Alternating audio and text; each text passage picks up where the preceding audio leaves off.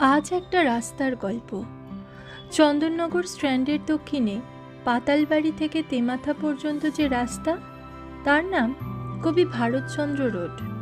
কিন্তু একটা প্রশ্ন আছে, হাওড়ার পেঁড়ো বসন্তপুরে জন্ম, নদিয়ার মহারাজা কৃষ্ণচন্দ্রের দরবারে খ্যাতি, তাহলে চন্দননগরে তার নামে রাস্তা কেন? উত্তরটা লুকিয়ে আছে চন্দননগরের ইতিহাসে। 1800 শতকে যখন কবি ভারতচন্দ্র অর্থকষ্টে পড়েন, তখন চন্দননগরের ফরাসি সরকারের কর্তৃয়ে মানে দেওয়ান ইন্দ্রনারায়ণ চৌধুরী তাকে আশ্রয় দেন। কিছুদিনের জন্য কবি ভারতচন্দ্রের ঠিকানা হয় চন্দননগরের গালাকুঠি।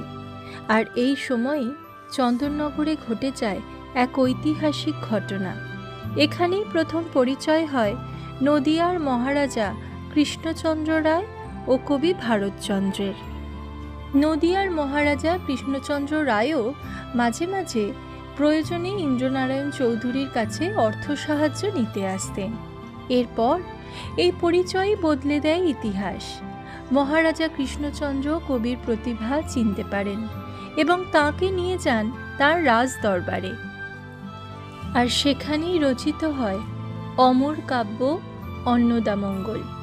তাই চন্দননগর শুধু একটি শহর নয়, এটি সেই মঞ্চ যেখান থেকে শুরু হয়েছিল কবি ভারতচন্দ্রের জীবনের মোড় ঘোরানো অধ্যায়। আর সেই স্মৃতির সম্মানেই আজও এই শহরের এই গুরুত্বপূর্ণ রাস্তাটির নাম কবি ভারতচন্দ্র রোড।